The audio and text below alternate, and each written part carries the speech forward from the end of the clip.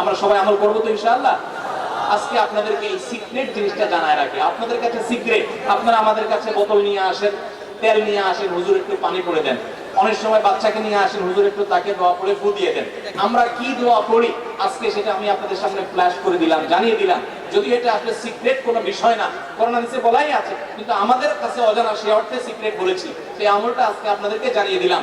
মা বোনরা নিজেরা আমল করবেন, নিজের জন্য নিজে দোয়া পড়বেন, বাচ্চার জন্য আপনি পড়বেন, পুরুষরাও করবেন, যে কেউ যে কারোর জন্য করতে পারেন। আমার বাসা বাচ্চার কোনো অসুবিধা হলে মাঝে মধ্যে আমার মিসেস বলতেন যে একটু দোয়া পড়ে সূরা ফাতিহা পড়ে ফু দাও তো।